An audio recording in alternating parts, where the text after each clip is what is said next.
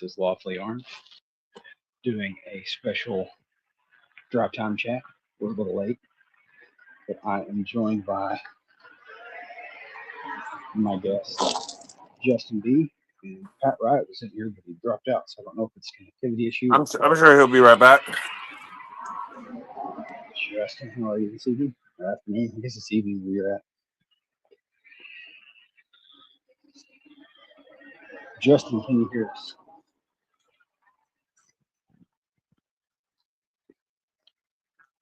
Okay.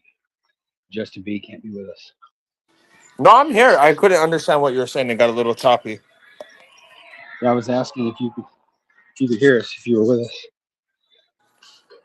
5x4. As long as you're here.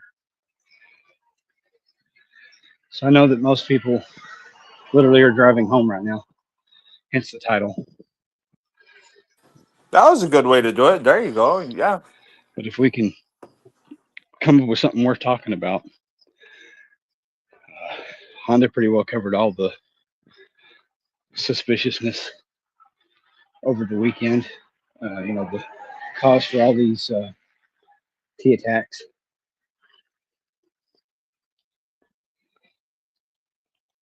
Well, I mean, if you really scratch at something to talk about, there's if you notice that we're putting a blockade. We're starting a naval blockade at this point, and that's gonna be all bad. Yeah, and I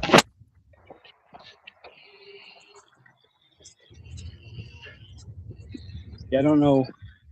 I don't guess I totally understand the prize that we stand to get out of harassing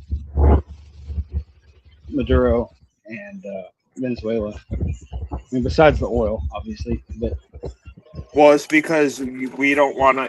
It's our backyard. We have to prove that in the times of where we're literally flirting with the next one coming up. That could involve the whole world. We need to show that we're willing to do whatever we want to do in our backyard. right, geopolitics though. I don't know. I guess you That's what gotta it is. It's all geopolitics. There you go. That's a good way to put gotta it. gotta assert your authority. I have a feeling that we're trying to secure resources for the impending doom. Exactly. And, where if we install somebody there that we can control and that will give us oil when we ask for it, I feel like that's kind of the whole plan for down there. That, and there's also somebody that's not going to accept some gifts from another nation that we're not so friendly with that could potentially reach our shores. Missouri Survival. He's in the comments. I can get you a link if you want to, Missouri. He said the deadline to release the That's funny. Steam files is Friday. I wonder who will invade by Thursday. That way it's like, hey, everybody look over here. They're doing the big old, hey, everybody look. I want to see what Homeboy says tonight. He's supposed to be going, not live, but he's supposed to have a conference tonight. But it's going to be while I'm doing the Wednesday chat with Blicky. So I won't be able to watch it live, but I'm sure by the time I'm done with that, the cliff notes will be out. Right. Well, and Levi makes a good point. For being the MAGA president, for being the America First president, and supposed to be the president of no new wars. So far internationally, he's not been that this second term. We've put our nose. Yeah. He has said too much. I don't know what we've actually done too much yet. But Trump has suggested too many asinine things between Israel and Palestine. A strip of land called Palestine. I don't see our foreign what do they call it? Our foreign what is it, like our foreign policy being any stronger than what we were experiencing during this past recent one. I don't see it being any better. I really don't. You know, we've had for the past, you know, what, 5 or 6 years has it been? We've had really shitty foreign policy, like really shitty.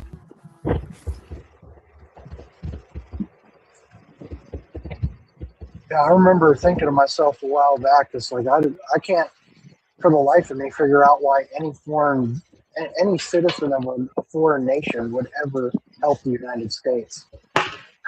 Because we like to drop in there and be like, "Hey, you want to overthrow your government, don't you?" And then they're like, "No, not really." And we're like, "Are you sure? Here's some money. Here's some guns."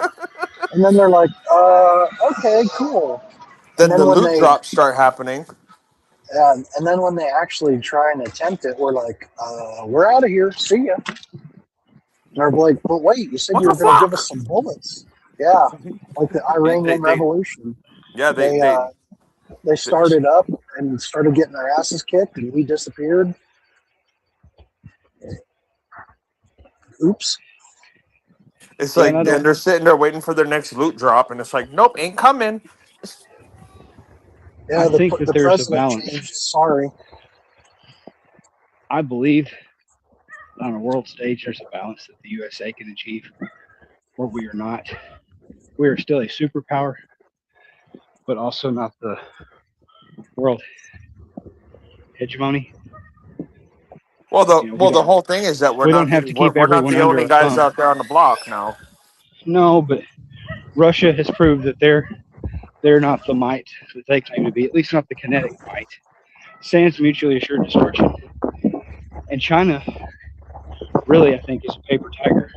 You know, on a naval footing, they don't have the tonnage. They don't have the navy that they were claiming. And I know that they're building at a rapid rate.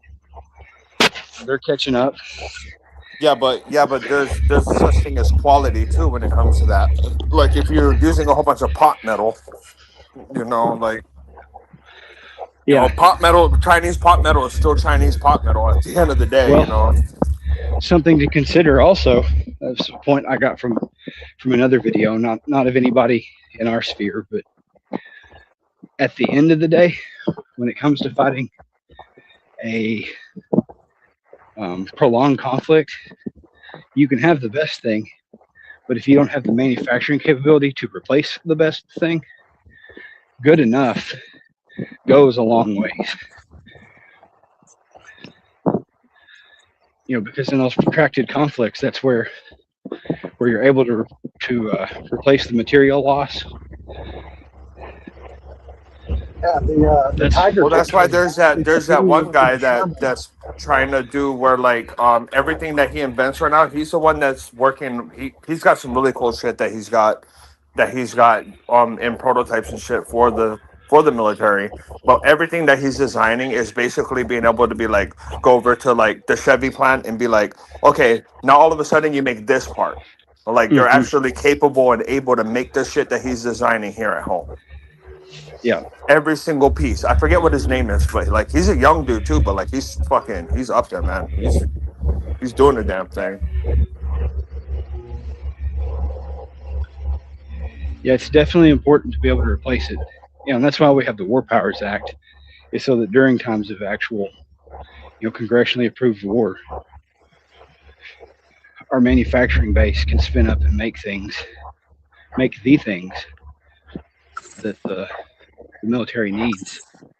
Well, speaking of that, like I think that's the reason why silver is going through the roof. I think China basically said, "Fuck you, we're not going to let any more silver go," and you know it takes 5 years to build a plant. Yeah.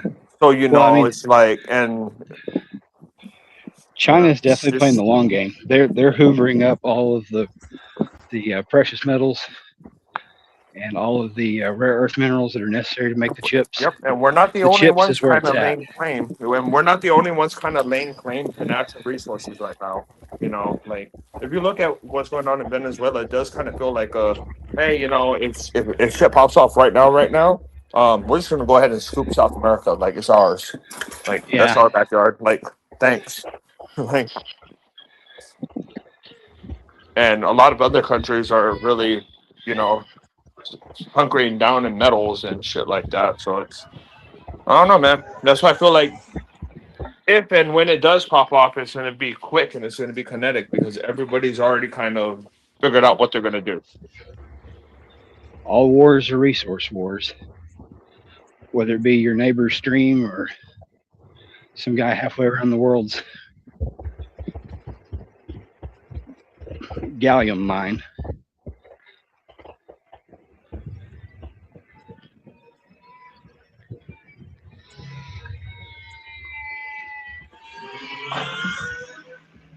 Yeah, I think China has a trouble. Like they can steal all the plans and all the designs they want, but I feel like they have a problem with quality. I mean, how often have you seen their bridges and stuff just falling down because they don't know how to do concrete? Well, I don't know. I feel like maybe we're a little underinformed by that. That's Well, I because mean, a you've lot got of it's quality party control. politics involved in that. Yeah. You know, the CCP demands quick results. If there were a free market economy, or reasonably free market economy, bumped up beside stiff safety regulations, you would see better stuff. It's not that they're incapable of producing as good or better things than us. They have an educated population. I mean, if you ever met a dumb Asian person, that stereotype exists for a reason. Like, and I know that a lot of that is because they're raised to be strict, rigid, you know, proper students. And I don't think, and I think that Well, I mean, you're not going to we get as quality Americans, out of. You're not let going me to finish get this thought. quality. You know, we equate like Levi's comment a few back. You know, he said China equal Temu junk. They make the Temu junk because that's the shit we demand. We expect it to be cheap. They're not cheap, or enough cheaper now by cost of living. Like, that's why the shit is shitty. Maybe 40 years ago, 50 years ago, yeah, 70s ish was when we started to export all, you know, rapidly export all the manufacturing to China. Maybe then it was that they had not figured out, you know, they didn't have an educated manufacturing base. But they do now, you know, so I don't think that China in its entirety is incapable of making quality or cutting edge things. Yes, it's easier to rip off, you know, it's easier for spies to rip off the USA or the EU's homework and just backward engineer things, or at least, you know, get the cliff notes and come up with their equivalent. But I think that China can make stuff if they wanted to. They just got a different way of going about doing it than us. Well, You know, and the USA is not alone. Well, if they're going to bump their game up, they're going to have to do one thing that's really hard to do. They're going to have to pay their people more money. Well, they already are. Like, I mean, they have a booming middle class. I mean, sans the, you know, we talked about them being the upside down pyramid. You know, like their retirement Ponzi scheme or whatever. You know, they've got too many old people and not enough new people to enter the workforce to replace them. But they've got lots of urban centers. They're, for as much land mass as China owns, they're more city centric than the U.S. is. You know, you've got the dirt floor, poor village people still, like way out in the Chinese boonies, but then you've got them stacked on each other like it's Japan. Yeah, I feel you there. They definitely can produce quality when it's demanded. Like a lot of the Chinese scopes and things are turning out to be pretty high quality stuff. But I can't see, like, in their, what do they call that, their civil projects, like the bridges and stuff that I talked about. Do you think it would be any different if they had to quickly come up with, you know, war material? You don't think they would go, you know, if you don't have 4,700 rifles done today, we're going to cut your head off. And we get. Well, on that footing, I think that they've been prepared a long time. mean, they're well off enough that they've been selling some to Russia, and it wasn't just for oil. They were rekindling that relationship.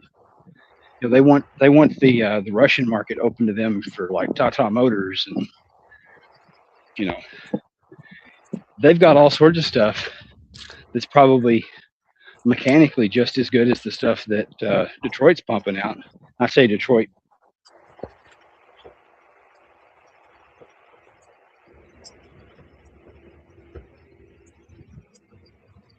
Well, I mean, I I talked too worked in long on the screen manufacturing. lock. I worked in manufacturing for a long time, and here's what I learned in manufacturing is that you're gonna get what you pay for. So, like, let's say if it's the top tier guys, the ones that we pump out just as much for as almost everybody else, but they cost a little bit more on the shelf. Well, the quality control guys are doing their checks every 30 minutes compared to the lowest brand one that you could buy at fucking probably, let's say, like Dollar Tree or whatever. Those checks are only running like every hour and a half, 2 hours. Like it's I don't know. I still think that to a certain extent it's going to be a lot of pot metal. But I mean, if it's and that means something, if you're building something that needs to get somewhere or whatever, it can't be a piece of crap because it's going to break down on the way there.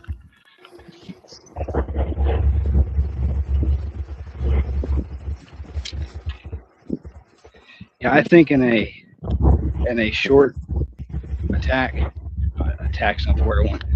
In a concise conflict, we'll say, I think the U.S. would mop them, but where they cannot, just like Russia, with all of the seasoned, experienced bodies that Russia lost in the first 2 or 3 days, particularly all of the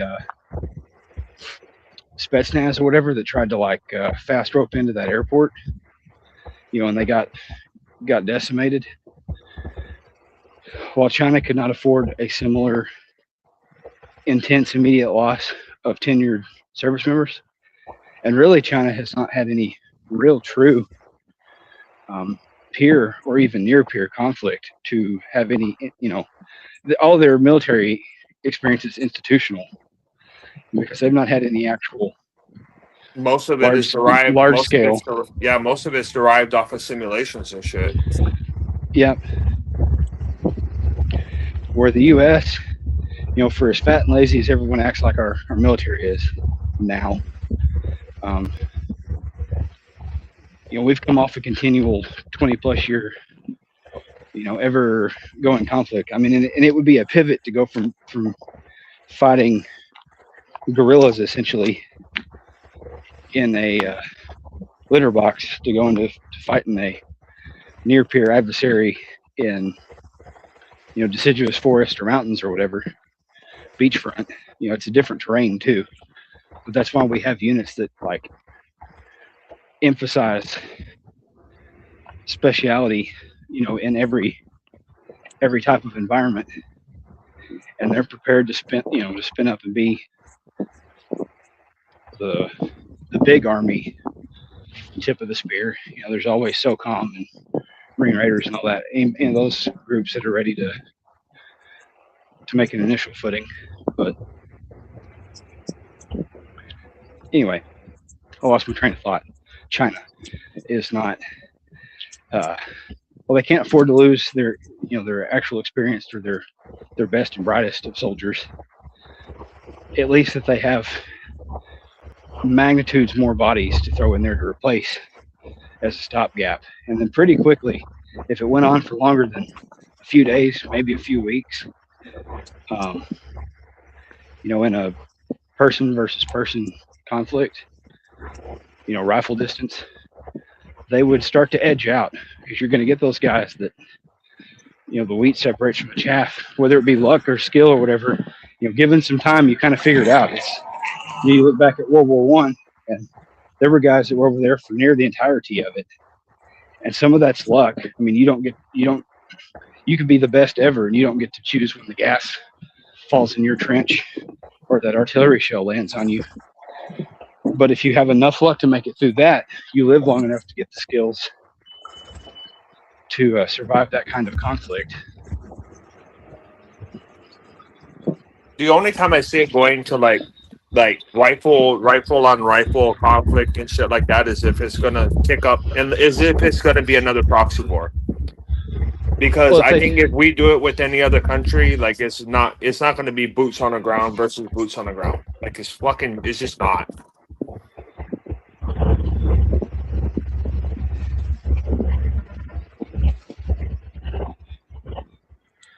Twins in the chat. Hey, Twin, you want a link? Any of you guys want a link? I'll just copy and paste it and drop it in the live chat. We ran it in horizontal, so it should work as a hyperlink this time.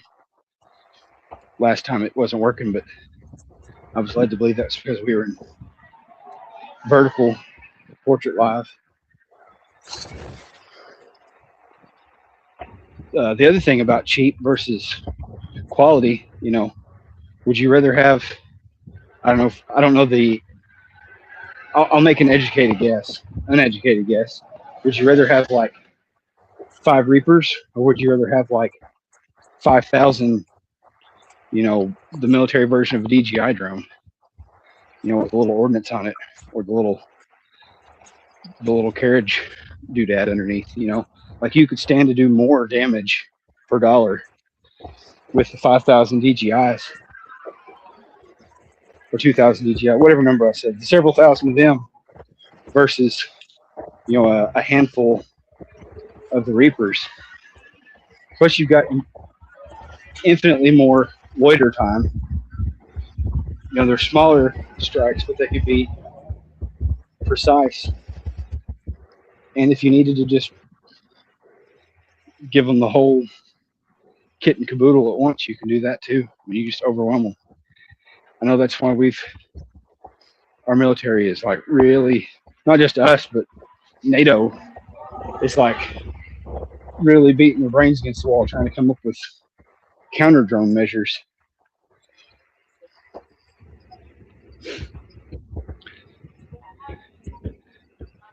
Yeah, they say quantity has a quality all of its own.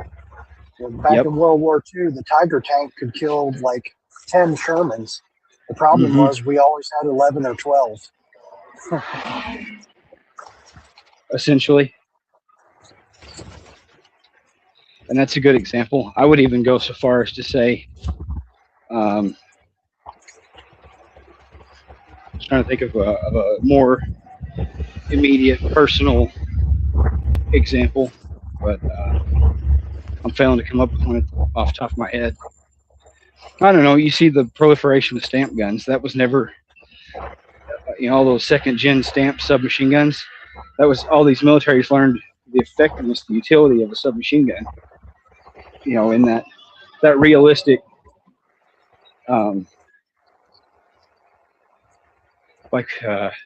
everybody knew they didn't want to do trench warfare again after World War I. But then once you make it in the village, you know, you're fighting from city block to city block, let alone inside close quarters. They saw the infinite utility of a submachine gun.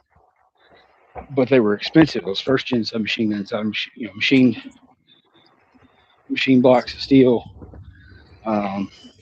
expensive steel magazines that really weren't meant to be lost.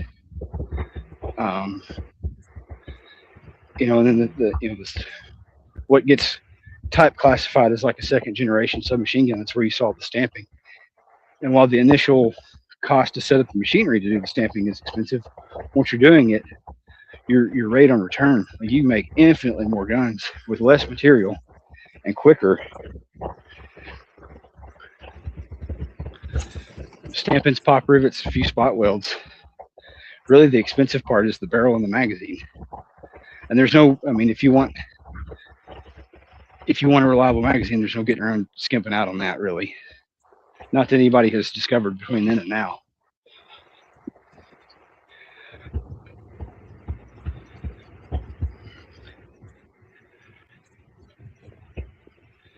I don't know. I took that way off the rails.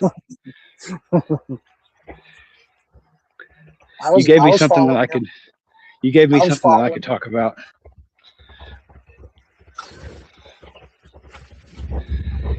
That's why by World War II, the only Tommy guns you saw were Lend-Lease guns, because we had long figured out like these are stupid expensive for what they do. Well, I I was guess about that's to not ask entirely true. if those were billet.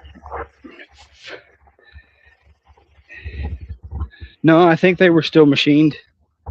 Like the M1A1s were still machined, but they were dramatically simplified internally. Like they gave up that whole nonsense about the Bush principle that like if you rub two dissimilar metals together or whatever, it has an increased friction coefficient and yada yada. Because originally those guns had like a brass lock or flap or whatever that would swipe on the oblique to the rest of the bolt, and that kind of delayed that blowback. Or so they thought. Right.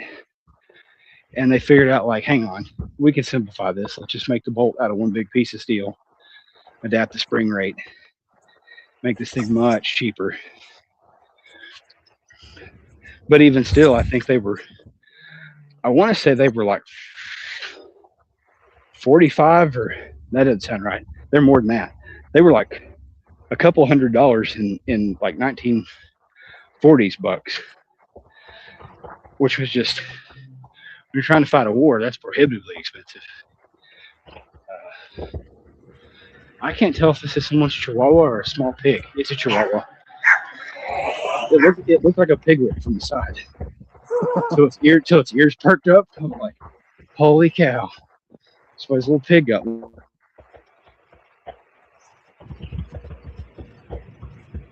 Lafayette was like, having pork tonight?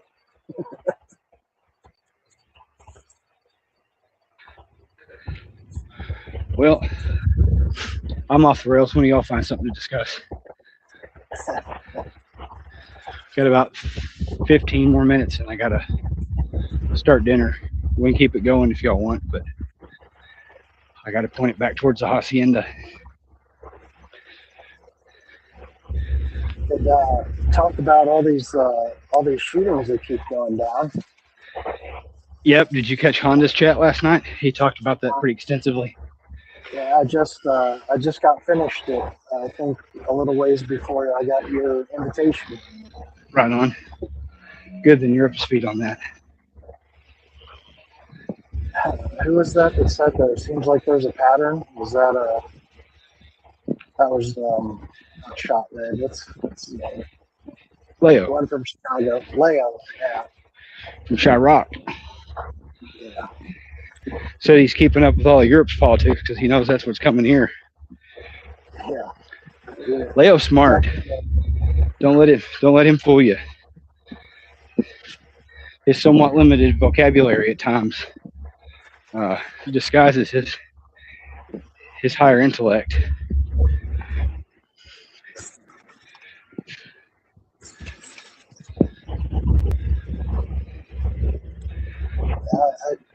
I just can't see. I just can't see the world from their point of view. Like I just told my son this past weekend that he had a little bit of conflict, and I said, whenever you're in any kind of argument, you've got to try and see it from both sides. Yep. With this gun control argument, I just can't logically put myself in their shoes. Like every time there's violence, they want to take away the weapons from the non-violent. And I was trying to search for like an analog or what's the word I'm trying to say? Facsimile. Facsimile. Yeah. And I'm thinking like a wolf comes and takes one of your sheep. So you take the sheep's horns off. And then another wolf comes and takes another sheep, and then you take out the sheepdog's teeth. And you just wonder why the wolves keep taking your sheep. Because you're not doing anything about the wolf. As a matter of fact, you're like feeding the wolf. But really. Well, couple that with that you keep inviting wolves in. You know, maybe not all of the immigrants are wolves, but they're at least wolves. Uh, they're at least okay with wolves. I guess is how to word If that. you Like, if you keep feeding them, they're gonna keep coming back to eat. That's plain and simple. If you keep fucking feeding them, they're gonna come back to eat. And every time you catch one in a trap, you just let it go. how did you feel about how much Honda flipped out and kind of downplayed the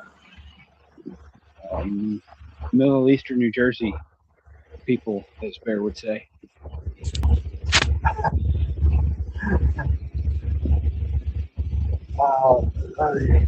Because it's really not any different.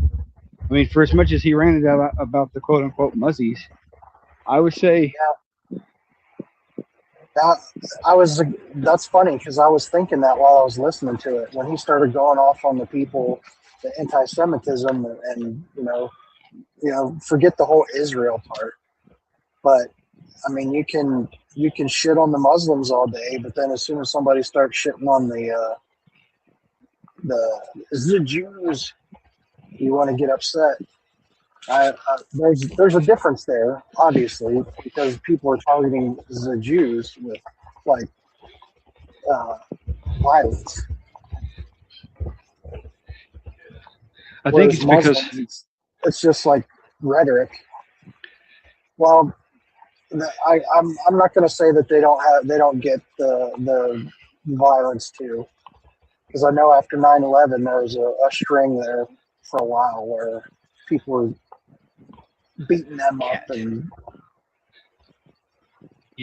busting up their stores and stuff.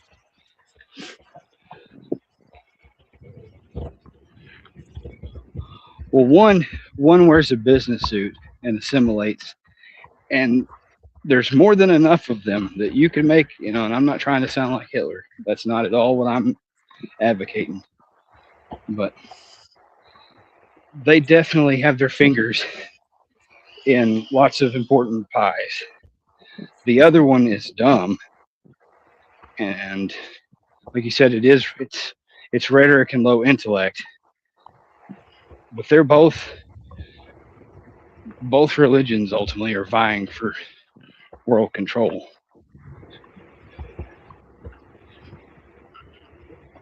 Or a future molded in their design. Let's say that. Which faith or no faith? The shitty part about the violence, though, is if one side stopped fighting, the fighting would stop. Yeah, but that's the thing about arms races. Like that's all conflict ever is.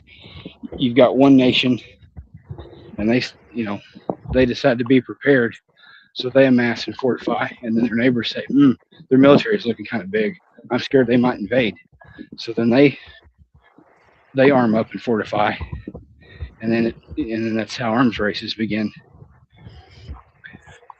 Or one does get kind of big, and they get to look and they're like, man, I'd sure like to have those fruit trees over there. We could really use those. We've got the muscle. We could take them. No big deal. And I say institutionally, but like historically, we'll say, that's why old men are the ones that instigate war, because they've lived long enough to see, you're either the winner or the loser. It's just that they're old and they're comfortable, and the conflict will not actually cost them, and that's why they're quick to commit the bodies of the young. They'll throw young sons and now sons and daughters into the meat grinder. Now, when you guys were talking about the amount of devil worshippers in California, that kind of struck a chord with me, because they talked about how devil worshippers would do rituals or whatever outside of abortion clinics. Yeah. Sacrificing children. Like, they don't have to sacrifice children because the useful idiots are doing it for them. Right. So if they believe that they're deriving some sort of power from that, they don't even have to do the evil act. Like someone else is doing it for them. And from what you hear from our own government, like the upper echelons of our own government, it almost seems like, well, not almost, it seems like they're in the same boat, but they have the power to take and sacrifice thousands by sending them to war. Mm-hmm. And I really think that ultimately all of this race and this insistence, we've talked about war. TMT's every third live stream TMT does is titled World War III. There's that zeitgeist, that need, that insistence that it's going to happen because that's what the powers that be in all major countries, all major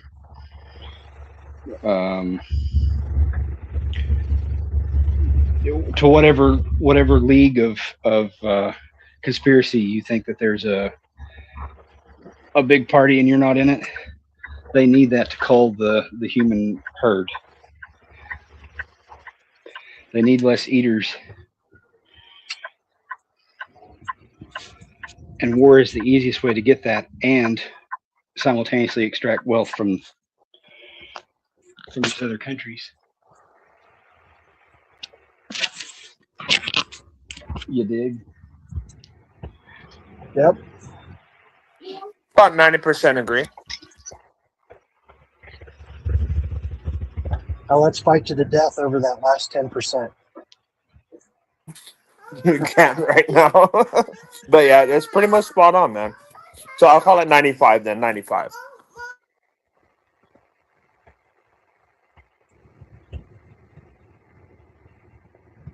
That's what the Republicans are doing right now, fighting to the death over that last 5% that we don't agree on.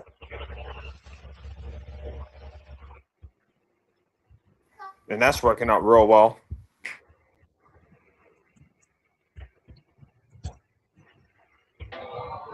Hold the airspace for me. I don't have any jets.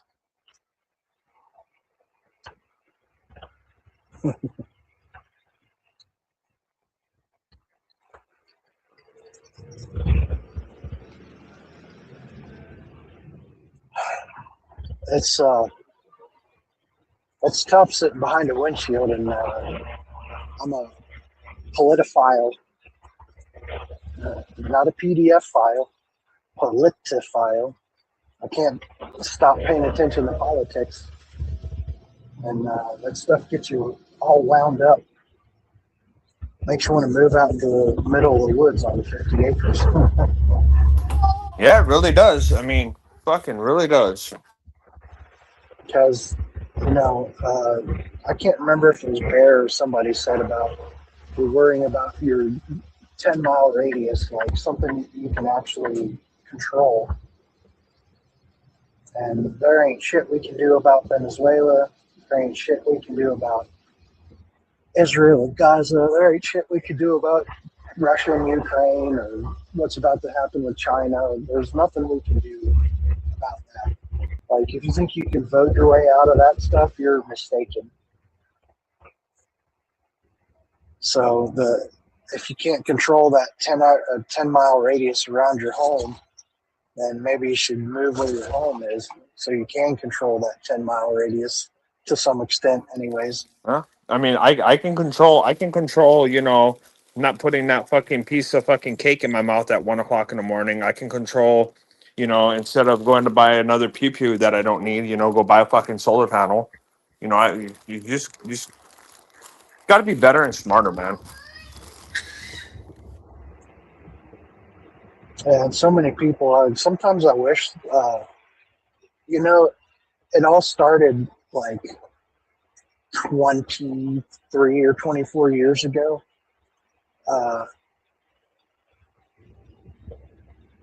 My dad had given me like a Marlin 22, and that's the only gun I ever had. and I was too dumb to know you had to clean it. So when it stopped working, I sold it. So I didn't have anything. I didn't have anything for a while, and then somebody offered to sell me a 16 gauge shotgun, and it was cheap enough. And I thought in my brain, you know what? It's good probably a good idea to have some man stuff around the house. Like, I need a gun to protect my family, so I bought this shotgun, and that was like the tip of the iceberg. That was like the straw that broke the camel's back. Then all of a sudden I'm like all about guns. And then I start learning about politics. It's like, what do you mean? Because I was a union carpenter, and I was like all Democrat, baby, because that's what I was told to be. We even went out and like tried to get Democrats elected, shit like that. And then somebody told me a while later, they're like, well, you like guns, right? I was like, fuck yeah, I like guns. And they're like, well, the Democrats don't like guns, and they don't come out right out and say it, but they want to like ban all of them. Like, no. And then, started paying attention. I'm like, well, damn. The Democrats, I thought they were like for blue collar workers and union guys like me. Why do they want to take my guns away?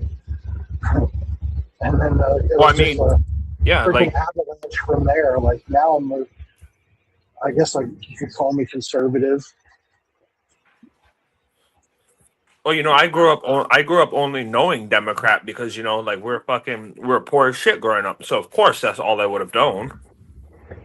Because they were sucking Uncle Sam's freaking titty, But after I freaking got old enough to realize I learned a little bit more about politics. Because by the time I was in high school and stuff, I was out, I was at these people's houses that were Republicans and stuff, cutting their grass and doing yard work for them and making money because, damn, I wanted money. And I thank God got my eyes opened up a little bit more.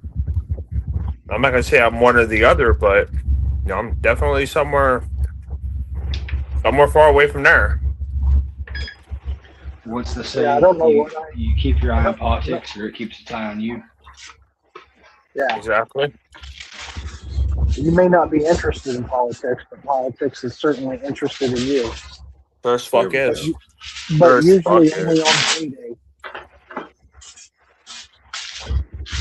But if you pay too much attention to it, it's bound to make you go mad. Yeah, I get pretty upset sometimes.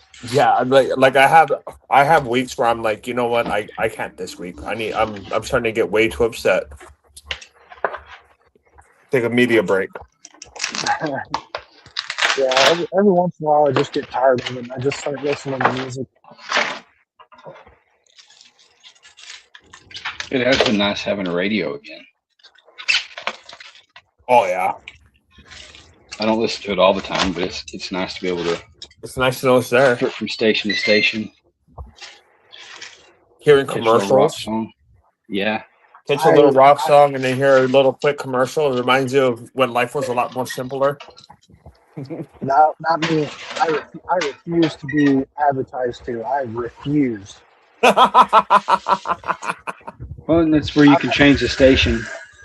I've had satellite radio for a long time, and even then, only a few stations are without commercials. I refuse to listen to the radio when there's commercials. Well, I remember years back I was listening to like conservative talk radio on the radio, like Mark Levin. I used to listen to that guy. I would listen to all those commercials on the radio station, and then when Mark Levin would come back on, he would read his ad reads for fucking tax relief or whatever, and then he would talk for like 3 minutes, and then there would be more commercials. Like I let that happen for probably years.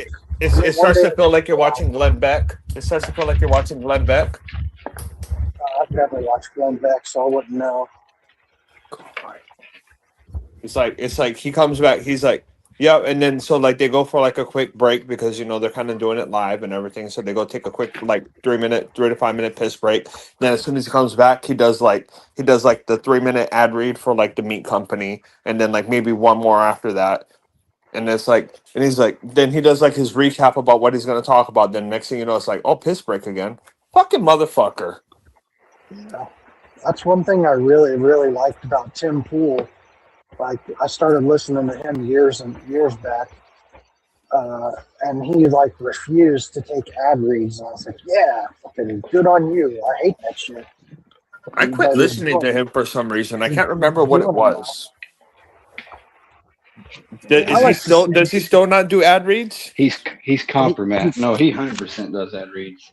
yeah, he Oh, does ad okay. reads now. Well, I haven't been listening to him probably for like maybe the past, oh shit, probably the past year. But I listened to him pretty much religiously for a long time, man. Yeah, I like his take on a lot of what's going on. I do as well. So, Like I still and get his shorts and everything still go through my feed, so I'll catch those. So I'll get the gist of what he has to say. But I'm not gonna watch his 2 hour live. I got a lot of time, so I love Yeah. long videos. Do you watch him in 1.25 speed? No, Oh, you listen to like I everything in said, real time? I got a long drive, 10 hours each time. So Yeah. I like long videos. 10 hours is But, yeah, you can consume some content in that amount of time and get yourself uh where lot you of need to be. plus, I really like it when Tim Pool like loses his shit. Oh, it's funny. Oh, and he's well spoken when he loses his shit too. I do like it. Yeah, I like how fast his mind works. He's not an idiot. I will say that he's definitely not a fucking idiot. We've got Lexus in the chat. They're from Sweden. They tuned in last night. Kindly subscribed. So let's see, Sweden. Wait, that's not across the pond. That's fucking over. Yeah. It's across the Atlantic. And then in. I've heard this. People say how racist America is. I've been told that the Swedes are incredibly racist. They let a lot of people in from all over the country, but then like won't hire them for anything. So if that's a wrong stereotype, please correct me. Well, I mean, Pat Ride out. Well, I mean, What how is many the truth? fucking people have came? How many people have came into America just to suck their fucking tit? So, Well, from what I understand, they're let in legally, but then they can't get a job, so they're just like relegated to slums. yeah, that. Like they make it. So I'm gonna be honest, it's not completely wrong.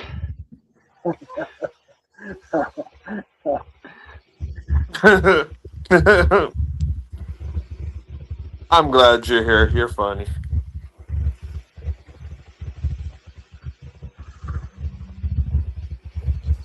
I got a buddy in the late night pew pew chat that's from out there too, and he tells me some funny shit.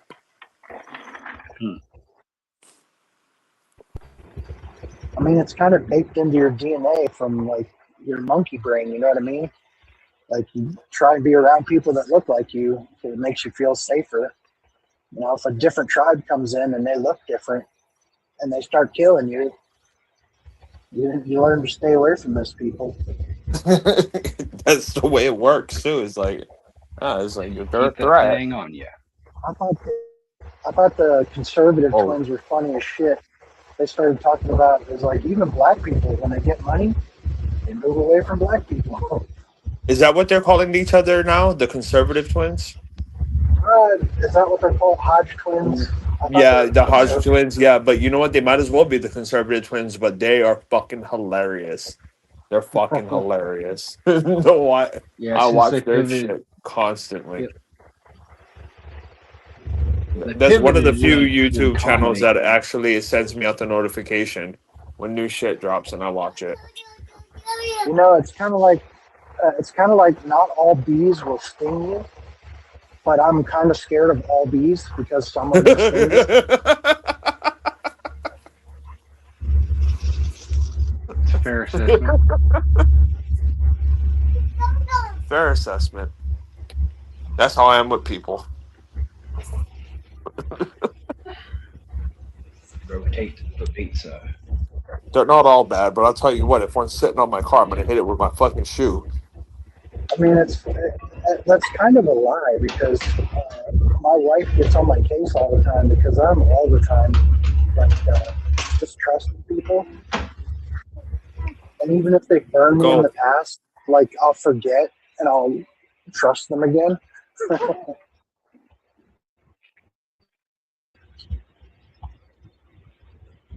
Why do you do that to yourself?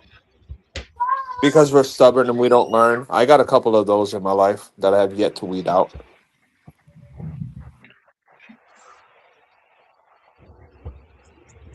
I mean, actual harm. Yeah, I think I have the gift of a short memory.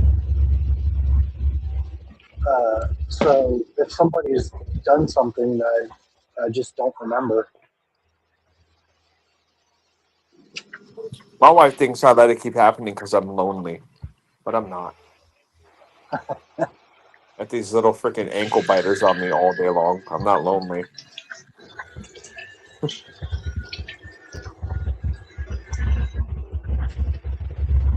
But I equated it to like my wife was not happy with my dad because he said some dumb things like when we first got together, like saying, you know, it'll never last and stuff like that.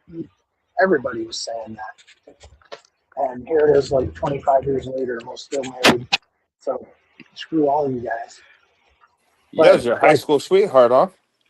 Yeah. So literally, I've known her since third grade. It's crazy, man. But like I forgave my dad and tried to build a relationship with him before he died. But her mom, her dad died. Her mom like started wilding out and wasn't very good to her. So like I'm really mad at her mom, but she kind of forgave her. And it comes back to like if someone hurts you, like you have the power to forgive them. But if someone hurts the one you love, it's like red. That's when all demonized. shits are. That's when all bets are off. That's red demonized forever. Like I won't piss on you if you're on fire. Yep.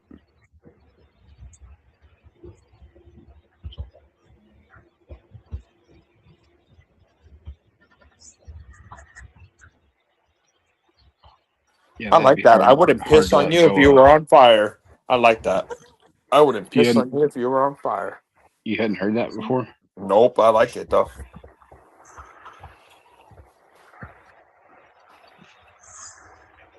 I like that a lot.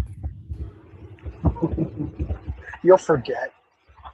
Hopefully not. Just like Lawfully had like a real banger a couple of chats ago. He said something that rhymed, or I can't remember exactly what it was, but nobody can remember it, and it was awesome. And I think he might have been drinking a little bit, so he doesn't remember it either. Well, and there wouldn't be video evidence to go back and watch. Well, I'm not going to go back and watch a bunch of chats that I was in. No, I'm saying there's not. Yeah, it's like I was there. I'm saying there would not be. Oh. So Lawfully got wild. I chats. deleted them. I'm pretty sure it was in one of TNT's chats. Oh. Like I could probably go back and find it, but I'm not 100% certain it wasn't in the back chat when the chat actually ended. Oh. So I could be doing a lot of research for nothing. True. Because you said something that rhymed and it was real funny, and then TNT said he was going to steal it, but then nobody remembered. I don't Do you remember the subject matter? No, not even in the slightest. Darn. But it was And what's definitely fucked one. up is I was probably there. I was probably there, and I don't remember either. I really enjoy how he has leaned into that whole chili ring thing and doesn't realize that he's the butt. He's the butt of the joke on that. I don't Literally, get it. I wasn't literally. there. I just got I don't remember how it. CRS Firearms is home. Well, good. I thought he already was, but He's in a. They made him go into a halfway house when he got released from jail, oh, which that's is right. Yeah. ridiculous. But isn't he Because- terminally ill? I don't know that. I've heard that, but I haven't heard it from. Well, I remember hearing something about him being ill from his wife on his page.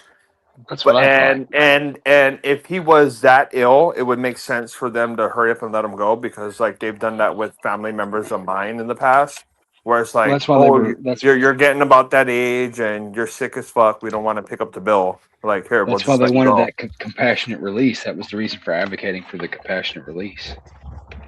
And he didn't get that. Did he not? No, Huh. his He time. just. His time was served. I thought he got like 5 Did he do years or time something served? though. No, he got more than 5 years, and it's been. I think he got. He did his 80% and got probation out. Yeah, he did he did all the things like good behavior and taking this Yeah. program and that program. Because federal, you have to serve like 80% of your thing before you're eligible for probation. I knew that too. I thought that he had enough that I thought the minimum he was looking at with all of that was like a few years, and it's only been 12 or 18 months behind actual bars. I mean, I know they probably credited him a bunch of his pre-trial incarceration.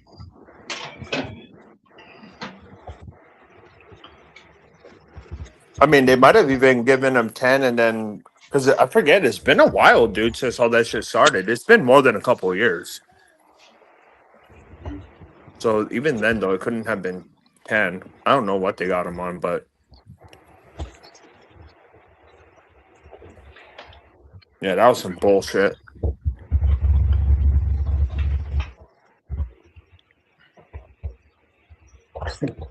I always liked watching that dude's videos. I liked how he like spat in the eye of the ATF, and really did come back to get him. Like, I think because of the way he was with spitting in the eye of the ATF, I think they had a target on him. We're just going to get him for whatever we can. We'll just throw a bunch of shit at the wall and see what sticks. Just goes to prove, like, no matter how good of a person you are and how hard you try, and waking up every day and doing the right thing, like if somebody wants you to go down, they're gonna fucking find a way to get you to fucking put you down. Well, he Which is didn't have bullshit. he didn't have a legally squeaky clean past. He had some legal run-ins and stuff. Yeah, I think he was he wasn't allowed to hold the FFL for the CRS firearms. I thought like his brother or somebody had to take it over because of something that happened. I thought that it had never been. I thought that was one of the things that he had bragged about long before all that ever kicked off. Was he had bragged how the family had structured it where the property was in like his grandmother's name and the business That's what I license heard. was in like his mom's name or his dad's name or whatever, and then his disabled brother had the FFL, and they had it all structured where if any one person got into any legal trouble, they could pivot that one step of the ownership, or if one person got legally pursued in a lawsuit or something, which is is probably smart to structure it that way. That means that somebody sat down with some legal counsel. Yeah, that's what rich people do. Like, most rich people don't even own their own house. Like, one of their companies owns it and they like rent it from themselves. Yeah. And then that way, if somebody goes to sue that company, it's like, okay, at least I don't have all my eggs in one basket. Like a lot of people do. A lot of people do that shit. A lot. Somebody tries to sue you, like they can't take your Like house because you don't own it. it's like, what are you gonna do? Get my car? That one car that's not in the company name? Like, because all the rest of my cars are in my company name. Like, what are you gonna get? Shit. Well, isn't that the thing with like Jeff Bezos? Is like he's the billionaire, but he doesn't even own a car. Yeah, Like he's worth a whole bunch of money on paper, but everything he in owns, actuality, he's everything Well, the he same for owns Elon. is a perk of his business. they're Well, and cash it's poor but asset rich or whatever. Like, yeah, it's all in stocks. And then if they need some liquidity for something, They just either borrow against the stocks. yeah.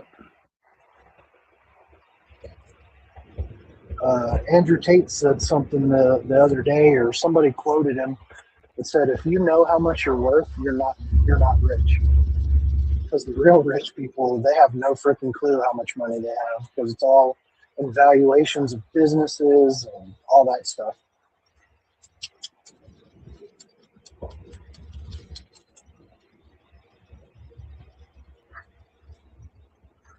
Yeah, you can go layers and layers deep. You can put property in a trust, and then that trust is owned by an LLC.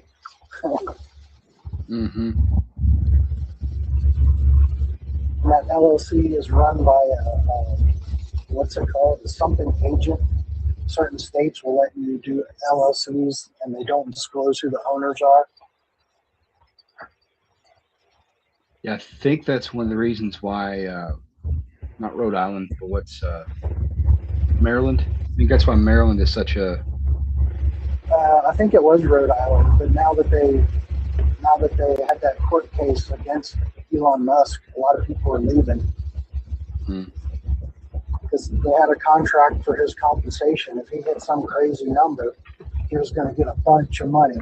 Well, he, made the company worth so much that he actually hit whatever metric it was he was supposed to hit. And like one shareholder sued and said that was excessive. Like nobody else cared. Like, thanks. I know you only made $6 because you own 0.006 of a stock, but the rest of us with a lot of stock made a lot of money, so we don't care. But one guy stopped Elon Musk from getting paid. So a lot of businesses started taking their LLCs out of there.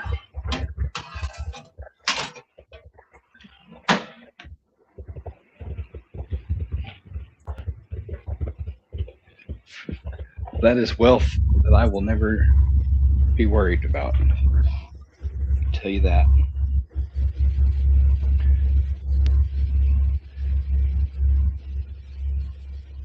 Well, if you ever do find yourself in the way that you can buy a small house or anything, then you can do all the same stuff, and it doesn't cost that much.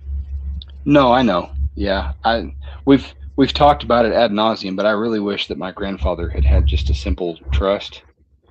Yeah. As opposed to the absolute most like basic, almost legally notwithstanding will that basically said like it, whatever he paid for it 20 plus years ago, it wasn't worth the paper it was written on. But basically it said settle any outstanding debts I might have and then divide it all 4 ways. Well, he didn't really owe anybody anything. If he had that cabin and 10 acres in a trust and then just made all of his immediate dependents, not dependents, but children, what's the legal word I'm looking for? Anyways, made all of them survivors. Made all of them trustees or board members or whatever, then it would have taken a majority vote to decide to do something with it. And even more if he had put it in there. I don't know. I just wish that all of that had been reconsidered when he was of sound mind.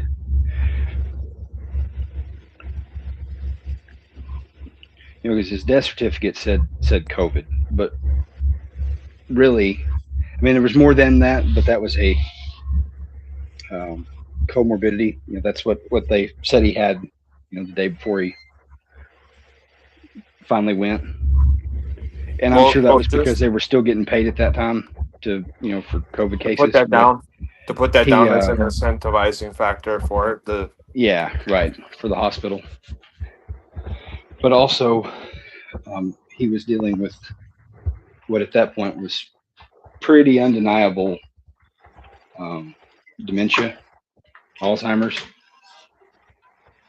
And when it was first brought up by their family doctor, you know, and they were told to go, you know, hey, you ought to pass this literature out to your kids, and you ought to discuss end of life care and all that. If that had all been taken serious, and my aunts and uncles not putting their head in the ground like an ostrich, bury their head in the sand, that would have been the time to have a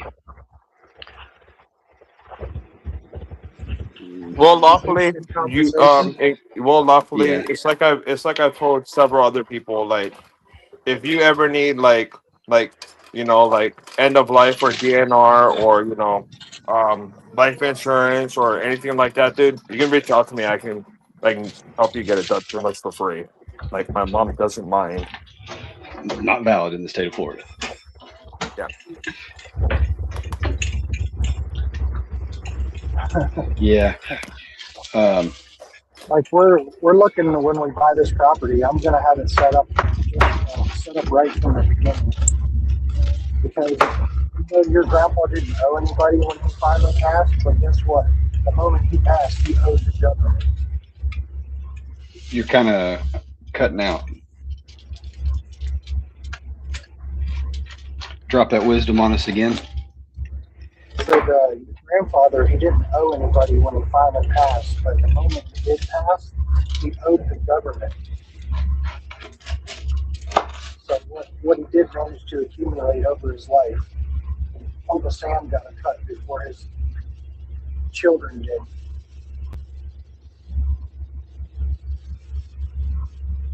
And that's something that the trust and LLC structure helps with too, because it doesn't pass hands really when someone passes away. Yeah, I hate to say it's a nice little loophole, but it is. You know, it helps freaking. Yeah, it went It'll to definitely probate. help in that. There's no probate, there's no death tax, none of that. Yeah. And you can set it up. There's no inheritance tax. There's none of that bullshit. Yep. It's literally just being like, oh, well, you're next in line. Here you go. Like, You can set it up to where while you're still alive, you have the controlling interest. But then when you pass away, it goes evenly to your children or whatever, whoever's left on the trust.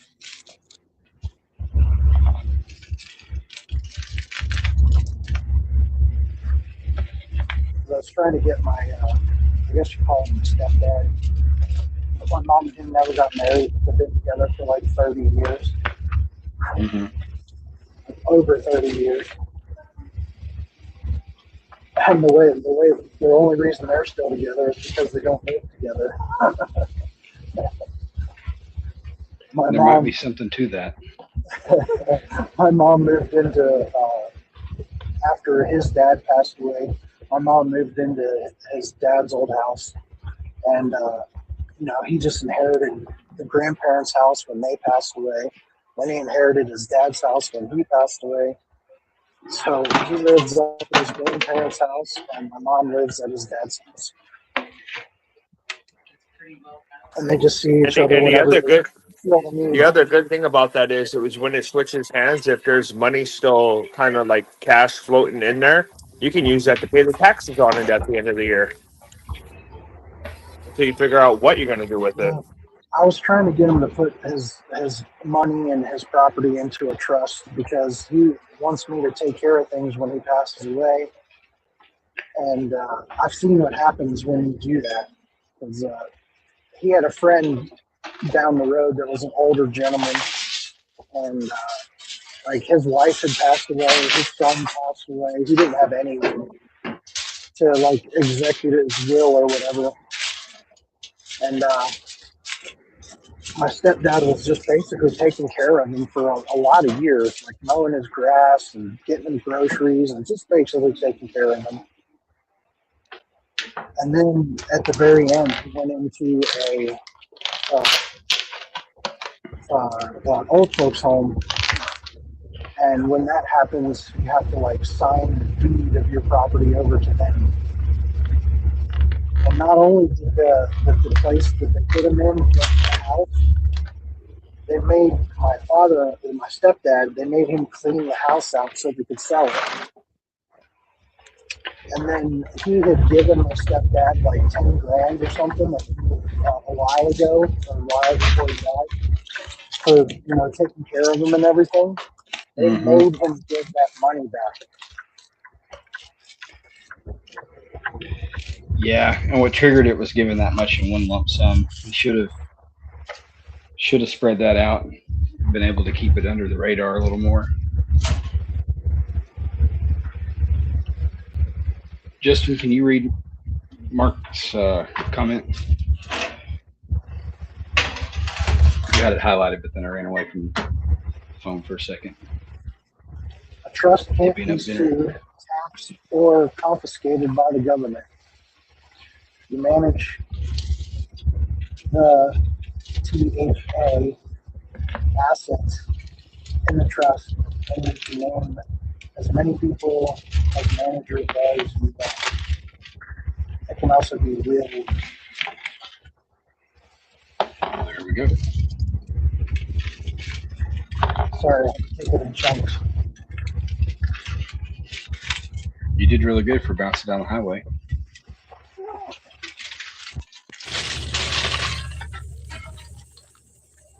Well, it's nighttime. Are you driving, or are we cutting into your R&R time?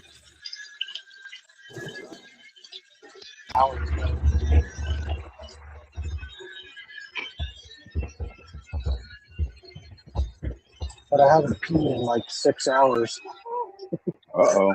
Time to break out the Gatorade jug. No, my wife hates that. Nope, he's a prepared individual. He doesn't pee in no water bottle. Yeah, I just pull over when I gotta pee. That's what real people do. She gets really butthurt because we'll be in like rest areas or something, and somebody will pull over. They'll be like 50 feet from the bathroom, and then they'll just like go behind their truck and piss on the ground. And I don't know if you've ever frequented.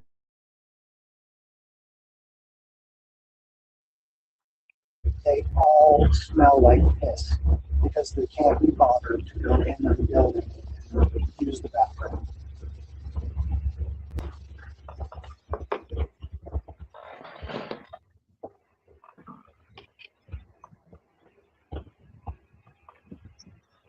And I don't know if you've seen those yellow bottles like beside the road on entrance ramps and exit ramps. See all those plastic bottles full of yellow? That ain't apple juice. They sure as fuck aren't. Bunch of dirty fuckers. Truckers are just a bunch of dirty fuckers. Who has ever been tricked by that?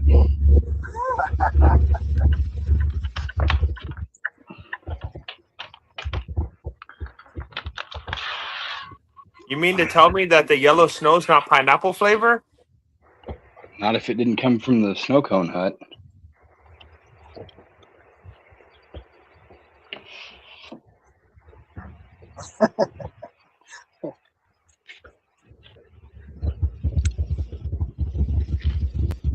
That's one thing I've yet to experience. I'm gonna feel deprived of if I ever die without being able to do it. I need to go make yellow snow.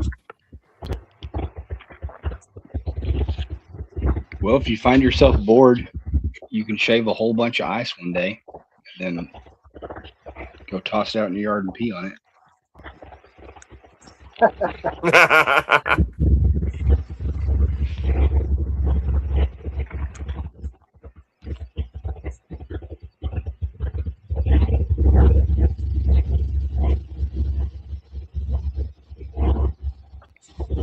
Or if the experience is that important to you, you could just fly somewhere and with snow and go pee in it and then fly back.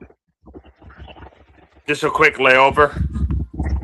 Yeah, I want to go to Alaska. I don't know why. Maybe because I watched all those Alaska shows a few years ago when they were so popular. Like everything was Alaska. People, Alaskan frontier. You know, a couple years ago, every show was about Alaska. I liked a lot of those shows. Yeah, they milked that shit out for Ice like Road 5 Truckers. years, man.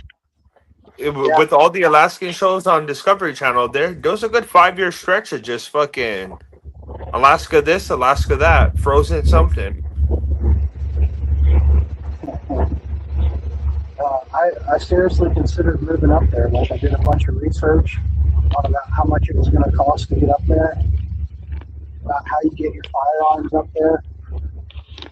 I figured out it was going to be about 10 grand to move up there just to get there. I didn't include, you know, finding a place to live.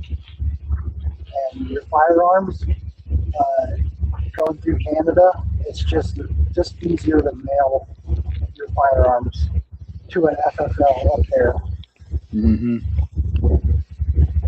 And it was going to cost a fortune, but it was way easier than trying to figure out what was going to get through Canada. Because they can empty your whole moving truck if they want to when you cross the border.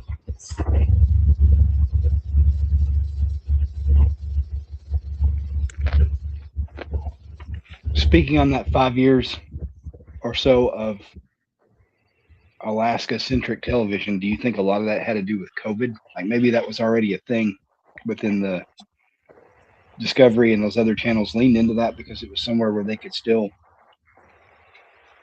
more easily film, you know, relaxed guidelines and such. I feel like all that shit was done before COVID happened. Yeah, I was into it before COVID.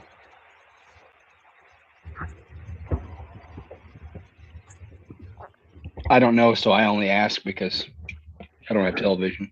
I mean, Ice Road Truckers I know was a long time ago now, but the others I wasn't familiar with. Well, like I know down here in Florida, we were one of the last ones to shut down and one of the first ones to open up. But yeah, I feel like the whole frozen fucking television was done mostly before.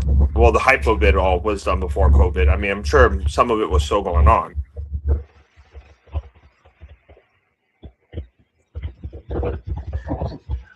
My favorite, not because I liked it, but because it was funny, was like Alaskan bush people, like the West Virginian Alaskans.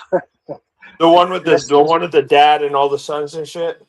Yeah, Yeah, they're all dude. I stuff. watched them for a long time. I watched them for a long fucking time. It's hilarious. There's like Alaskan bush people or some shit. It was they were Alaskan entertaining. bush people. They were entertaining. One of the sons has a pretty successful YouTube channel. Oh yeah. Yeah, I think it's like Is it Bear the- or Cody or some shit like that. One of them. Is it like the autistic one that talked a lot like this? And That's segments? why I'm thinking. Yeah, I think it was either the chunky one or the oldest one. It was one of them two. I think the oldest one ended up in prison for some reason. Probably drugs. It's always drugs. Yeah, there's not much to do up there. I've heard that's a huge problem. Well, anywhere that is going to be dark for fucking 20 hours a day, like they're probably all drinking and doing meth. Old man It's not Buttwrinkles said go on a boat from Seattle to Anchorage, and then that way it doesn't go through Canuckistan. Yeah, And then Mark said hopefully British Columbia and Alberta will become states, and then customs won't be a problem. I've already looked at the map and I was like, well, if we swap them this for this, just call it an even trade. I reject that fully. We don't want any of those guys voting.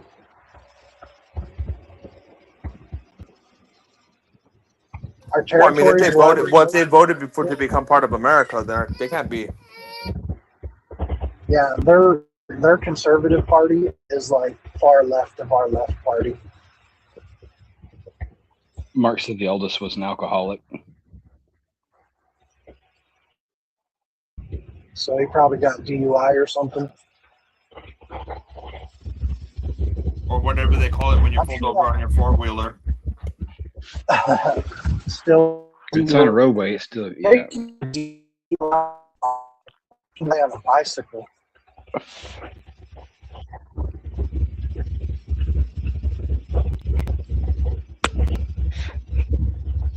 And if No, not because that, at then the it's very least, public DWI. impact. No, then it's DWI. They're synonymous. It just depends on the state. Yeah, I know. I always thought I've seen a bunch of people get pulled over on bicycles and stopped in the streets and shit. Yeah, it's all DUI. It's supposed to So be he funny. went. So he went I back thought into it was rehab. differentiated. I thought it was differentiated by how intoxicated you were. Like driving under the influence was like a little bit intoxicated, and DWI was like full blackout intoxication. Driving while impaired. Well. Down. I know, like down here, they do the DWI if you're just like high, but you're not drunk. But you're not sober enough to pass the field sobriety, but you blow zeros, so then you get a DWI instead of a DUI. It's all still bad. Like I say, I think there's nuance from one state to another, but I think functionally they are the same and usually carry the same kind of punishment. But I don't And know. the scary thing is now that they're scanning for drugs so much, like based on the opinion of an officer, you are arrested for DUI because they think that you're on marijuana or some other drug. Well, really, Because there's no regardless of circumstance, on the side of the road, the cop is right. Because you only stand to dig yourself into a deeper hole, whether you're guilty of any actual crime or not. On the side of the road, the cop is right. I don't know. I was interested in it because I have a CDL myself. It was a CDL driver. Yeah, you guys get like zero tolerance. Yeah. You're like, well, compared to other people. But what scares me about that is that I can barely walk a fucking straight line while I'm sober. Like, holy fuck. Like, I guess I'm gonna have to like go down there and be like, pull the hair follicle and run a drug test on it. Like, I'm just. There's a problem with that because you're still under arrest for DUI, and that test, depending on where you are, can take weeks or months to come back. So you're still under arrest for DUI that whole time. Yeah, it's bullshit. And then the story and there's that the chain of custody. The story that I was watching is the dude had a CDL and he was prescribed Adderall. And according to him, his doctor said he can take a half of Adderall on the weekends.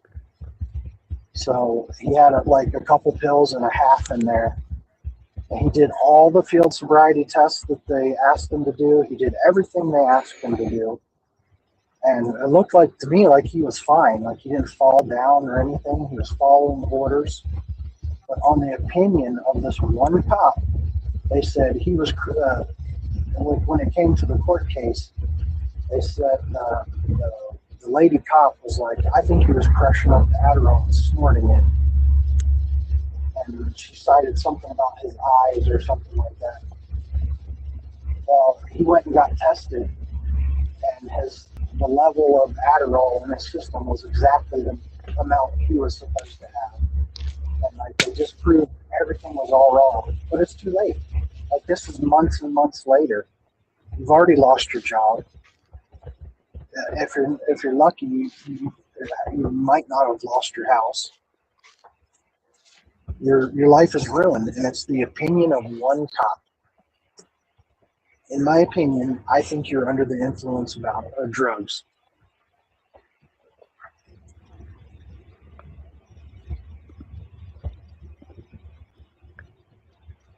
Well, the story that I watched, the guy was on his way to his daughter's graduation when they pulled him over, and they arrested him and took him to jail. He missed his daughter's graduation. And he was like, well, we can go to the station and you can test me and then I can go to my daughter's graduation, right? And they're like, she's like, no, this takes like a month to come back.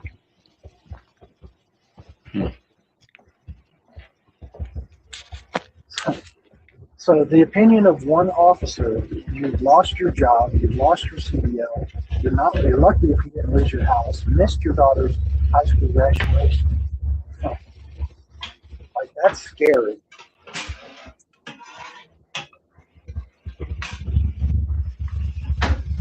Almost doesn't make any of it worth it. Almost doesn't make any of it worth it.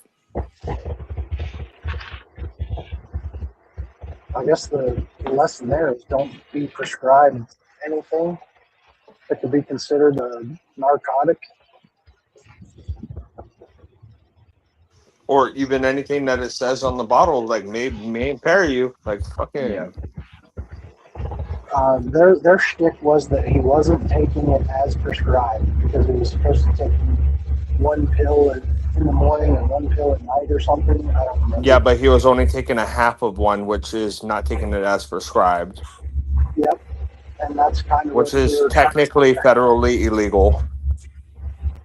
Because now you're getting into like you're abusing your medication that's prescribed to you because you're not taking it the way they probably consider it the same thing as like, oh, if your prescription says take one but you took two, so if you only took half, they probably see it the same way. It's like, oh, you're abusing it.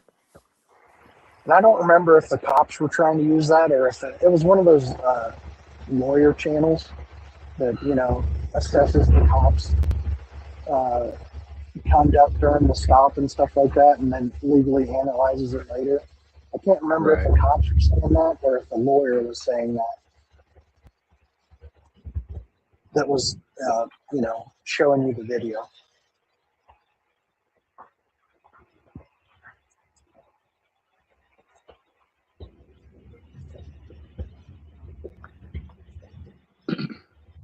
Alexis says, give me citizenship and let me move to Montana.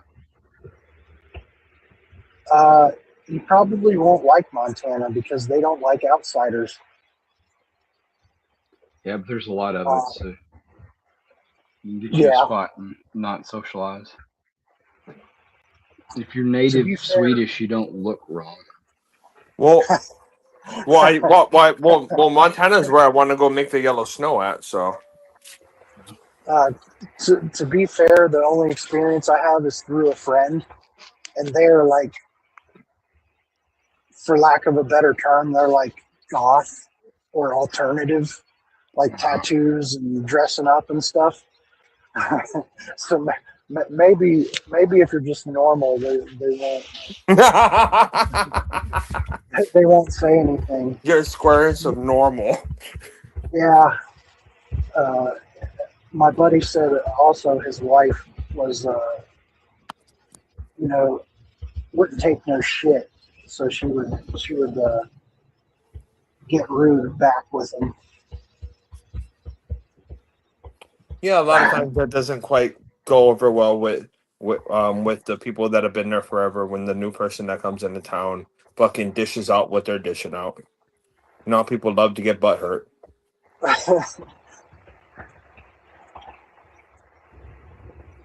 Thanks, TMT. You could have been here. Hudson Valley Prepping and Survival is going right now with his We're All Going to Die Wednesday. Never heard of them. What? You never heard of Hudson Valley Prepping and Survival? Nope. Huh. Well, if I could figure out a way to put the link in there, I'll do that. Hang on a second. Yeah, I hear a lot of people in the chat talking about how fast it can come back. Like, yeah, it can come back that fast, but guess what? They're not going to be put on any kind of a fucking priority, and they're going to pay the least amount to get the test done. Like, it's gonna take forever. There's the link in the chat, but it is all right, literally... boys.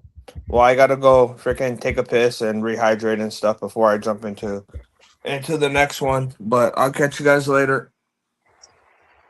Yeah, before we end it out about the Montana thing, it's kind of funny. in high school, me and my best friend, like we were making plans for our future, and we decided to move out to Montana. We like looked at the population density and stuff, and was like, yeah, there's not a lot of people out there. We're looking on the map, and we're like, Fort Peck Lake, huh? Yeah, we're gonna live on the lake, and we're gonna get jet skis and boats. It's gonna be awesome.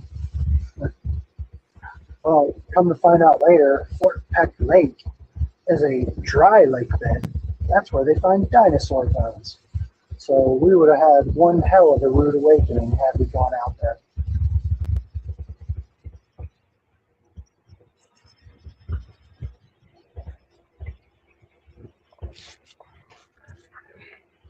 Yep. I think your link is not a link. Yeah, that's what everybody says, but still. And Rule 2 I see, which TMT shared wrong. It's Rule 2 and then I see all squished together. But all right, we'll wrap this one up. You guys have a good evening. Thanks for being here.